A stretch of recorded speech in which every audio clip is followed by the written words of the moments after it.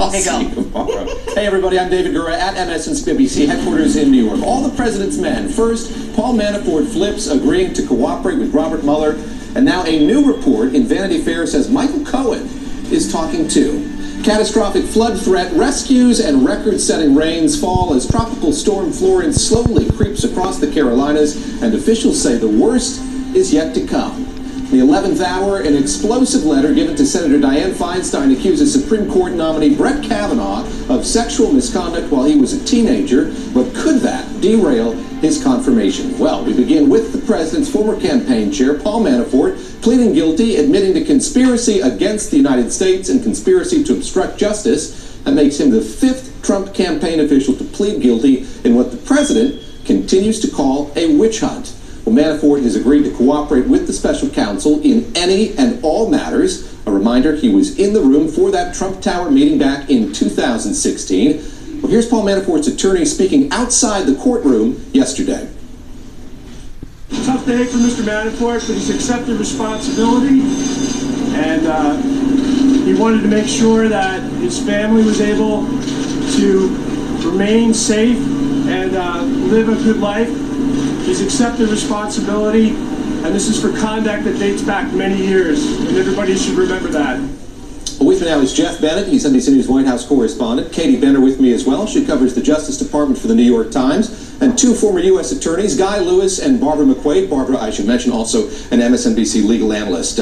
Katie, let me start with you. Looking at the New York Times this morning, your paper characterizing this as a surrender. Help us understand the magnitude of what happened yesterday in Washington, D.C. Absolutely. So you have to recall that Paul Manafort had already been found guilty in another court, and then he was going to have to go to trial again in the District of Columbia. He saw that laying before him was the very, very large possibility that he was going to be in prison for a very long time, possibly the rest of his life, and that if he were to lose the second trial, he would have very few options. The president was not giving him body language that said he was going to get a pardon. He had little choice, it seemed, but to start to cooperate. It's huge because he has some of the closest ties to Russian oligarchs that are also tied to the Kremlin. He has a very interesting perspective for prosecutors should they want to delve deeper into ties between the Trump campaign and between Russia. And he has himself also information on other lobbyists that the government is going after, including Tony Podesta and Greg Craig. I want to dig into all of that here in the next few minutes. Barbara McQuade, let me turn to you first, though. You were down in Virginia a couple of weeks ago covering that first trial involving Paul Manafort in the Eastern District of Virginia. Help me understand the timing here. We had the verdict in that case. We were looking ahead to this next trial in Washington, D.C. The speculation about a possible pardon had been swirling for some time now. What do you make of the timing here, Barbara? Well, I think in some ways it's not surprising. You know, Paul Manafort, I think, wanted to take that test run on the Virginia case, which was sort of the tail of the dog. Remember, that was just the tax charges and the bank fraud. The real meat of the case was in the District of Columbia. But I think when he saw the way that case went, the evidence was very strong. You know, there was the one holdout juror on some of the counts, but convicted on 8 counts. I'm sure he realized that conviction in the second case was likely as well. And so that was sort of his last chance. You know, jury selection begins on Monday. And so really his last opportunity was this week to finally say, I surrender. And so I think he waited till the last minute. You know, you can cooperate early and you usually get a better deal. But, you know, in the end, I think he knew that conviction in the second trial was inevitable. And so this was sort of his last shot. And the only leverage he really had was cooperation. And I think Robert Mueller stood firm until he got what he wanted, which is that cooperation. And interestingly, you know, he has not kept every case that exists out there. He has not kept Michael Cohen. He's spun that off to others. But he did keep this Paul Manafort case because I think Robert Mueller knows that Paul Manafort has very valuable information to give. Geoff Bennett, I'm going to turn to you at the White House. I want to just ask you about the decision here for Paul Manafort to do this. Play a bit of tape here from August 23rd of 2018. This was President Trump talking on Fox News about his one-time campaign manager. Let's take a listen.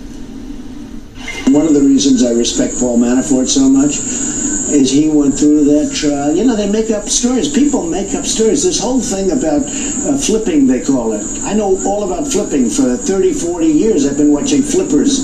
It almost ought to be outlawed. It's not fair.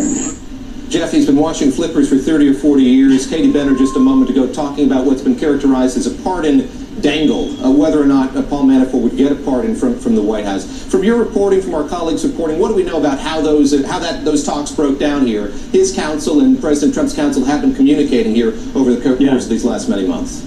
Well, sources close to Paul Manafort actually confirm what Barbara McQuade just said, that Paul Manafort's legal team was, frankly, a little spooked by the strength of Robert Mueller's case, the case that he brought in Virginia, and so that's why he waited until the last minute.